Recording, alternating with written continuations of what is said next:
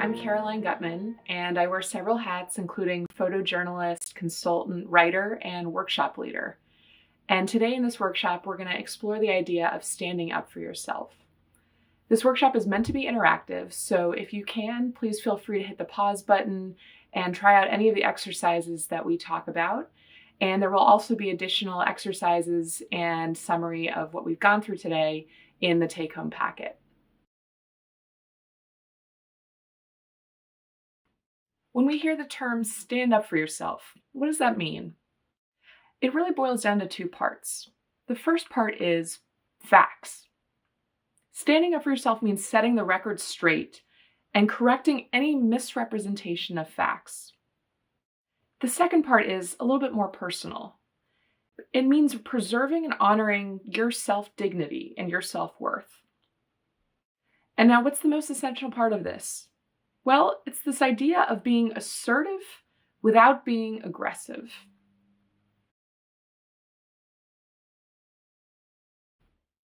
There are a few goals for our time together today. First one is making your views and needs known in a productive way. Next is understanding when it's worth it to stand up for yourself. And lastly, understanding how to stand up for both yourself and for others. When we hear the term stand up for yourself, what does that actually mean? Well, it boils down to two parts. The first part is facts. Standing up for yourself means setting the record straight and correcting any misrepresentations of facts. The second part is a little bit more personal. It means preserving and honoring your self-dignity. And the most essential part of this is being assertive without being aggressive. So it seems pretty natural, right? And in our own self-interest. So why is it so hard sometimes to stand up for ourselves? Well, it really boils down to fear. How will other people view me? Will I be judged? How will this affect my relationships? These are some of the questions we might be asking ourselves. Now, some of that fear is genetic. The instinct to avoid conflict is embedded deep in our bones. But another big part of it is how we're socialized, which can depend on our gender, our background, our ethnicity, our religion, our personal philosophy. There are so many factors that go into that. At the heart of it, we fear that conflict can hurt our interpersonal relationships, so we avoid them. Okay, let's flip it around now and look at what actually allows people to stand up for themselves. And it probably won't come as a surprise. It's a combination of both nature and nurture. So what are the traits? Well, they include self-assuredness, being certain of yourself, and understanding your self-worth. It also includes learned skills, like keeping one's cool under pressure, modulating your voice, maintaining eye contact, avoiding fidgeting, and avoiding repeating yourself. Let's talk about that fear again for a minute. That fear of standing up for yourself. Overcoming it takes a lot of practice.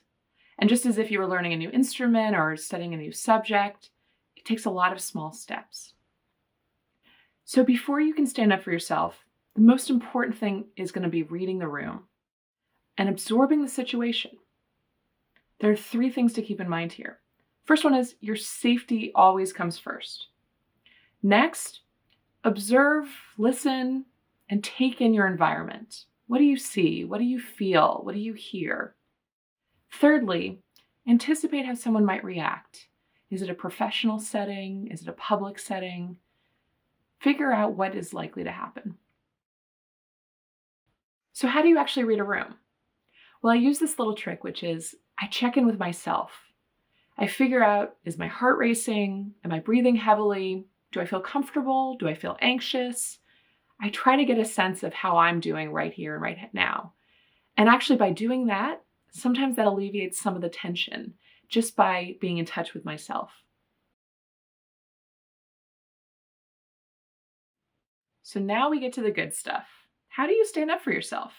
Whether it's in a conversation or by asking a client a question, talking to a partner, the key is to practice in low-stakes situations. Before we learn to run, we have to learn to walk. Before we learn to walk, we have to learn to crawl. So before you head into a board meeting or speak in front of a group of peers, practice asserting yourself with people you trust. Start small. It could be as simple as saying no to another project, or expressing a preference for a paint color, or even telling friends you can't make it to dinner. Now here's the secret. The situation doesn't actually matter. What matters is that you feel safe and comfortable practicing asserting yourself. So we've gone over what standing up for yourself is, why it's easier for some of us than others, and how important it is to start small. Now I'm going to give you some other ways to practice. The first one is mirror exercises. And the point of this is to remind yourself of who you are and how much you matter. Now, if you can, I'd like you to hit the pause button, go to a mirror, and practice looking yourself in the eye. When you're ready, tell yourself aloud, I've got this. I can do this. I believe in myself.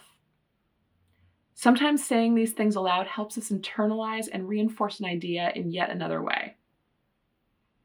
Now, the second way is mindfulness. The goal with mindfulness is to avoid triggering our innate physiological reactions of fight or flight. What is mindfulness, though? Well, it's basically living in the present. It can include meditation, breathing exercises, yoga, going for a walk, and focusing on your surroundings. It's really anything that helps calm your nervous system and allows you to focus on the moment. The third one is learning to focus on facts. When you strip away everything else, what's at the core of the conversation? For every opportunity you take to assert yourself in a respectful but confident way, it'll become that much more second nature to stand up for yourself. And the beautiful thing about being able to stand up for yourself is you'll be able to stand up for others when it matters the most. Thanks so much for joining me today. I hope this was helpful. There are additional reading materials and practice exercises in the take-home materials. And if you have any questions, please let me know. Thanks again.